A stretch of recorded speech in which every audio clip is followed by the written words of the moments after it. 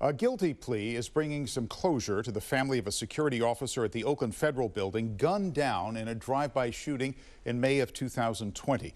The case is giving us really a glimpse into the extremist boogaloo movement. And IT reporter Dan Noyce has been working this story from the very start. He's back from federal court with the very latest on this. Dan?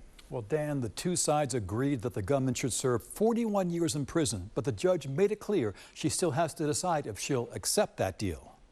33-year-old Stephen Carrillo entered San Francisco federal court in an orange jail jumpsuit, shackled at the hands and feet, and faced more than a dozen friends and family of the man he now admits killing in May 2020, Pat Underwood, security officer at the Oakland Federal Building. What do you want people to know about your brother?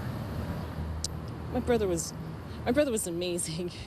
My brother, such a humble man, and he helped so many different people that he never talked about. You know, he's just one of those people that just always did the right thing. After Underwood's sister read a statement to the court calling Carrillo a domestic terrorist, he described how he planned the attack, how he networked on Facebook and found a driver, and how he used a George Floyd protest that night as cover.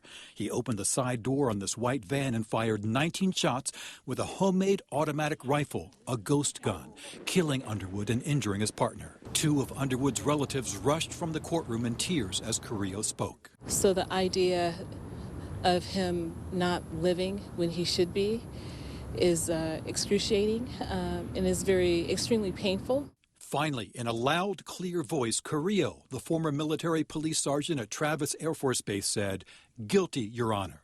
The parties agreed to a 41-year sentence. The judge says she still has to decide if she'll accept the agreement. Is it hard? Extremely, extremely difficult. Because on one hand, you think an eye for an eye. But at the same time, I don't want to live my life with hatred filled in my heart. The Santa Cruz district attorney was also here. Carrillo was accused of killing a sheriff sergeant there 8 days later. Someone spotted the same white van with guns and bomb-making material inside. When officers approached Carrillo's Ben Lomond home, he allegedly opened fire, killing Sergeant Damon Gutzweiler.